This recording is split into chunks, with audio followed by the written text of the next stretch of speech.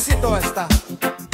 Kun Babylonin aika on tääs, jolla lentää sanan suottajansa. Kulkee.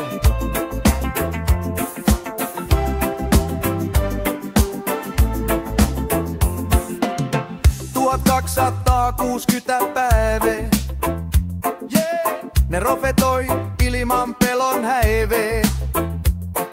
Ne seisoo säkit piellä, suru syömmessä Babylonin turmeluksesta. Ja 2 ukkoa Herran lähettämään. Kertoo totuuden, joka pysäyttää. 2 öljypuuta, lampun jalkaa. Jahin voima, heidän kataan alkaa. 2 öljypuuta, lampun jalkaa.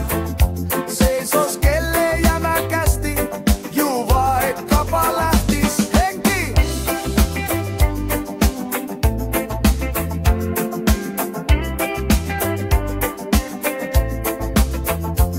Heillä on voima ku Elia.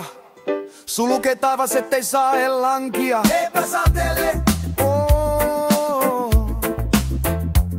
Heillä on voima ku Mooses, muuttaa veet vereks niinku Egyptis. Lyvä muotaa pitsaaksilla, kunnes profetia on valmiina. 2 öljypuuta, lampun jalkaa. Jahin voima, heidän kataan alkaa. 2 öljypuuta, lampun jalkaa. Seisoskelee jämäkästi, juu vaikkapa lähtis henki.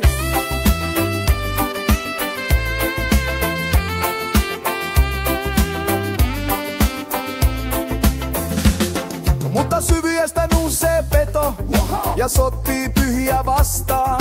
Babylon jubileero, Babylon pistää jalalla korresti, kun todistajat kadulla retkottaa. Kuolleina 3,5 päivää, 3,5 päivää. Muailima antaa lahjoja, ne iloittee, mutta ne ei vuon tiiä, ei tiiä. Elämän henki Jumalalta koskettaa rohvettoja. Ne nousoo jaloilleen ja surpelee kovaltaa vihulaisen.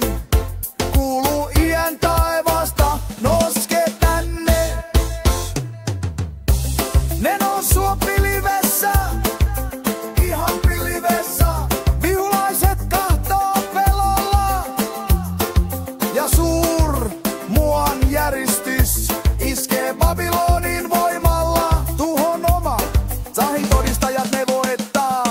Zahin todistajat ne voittaa.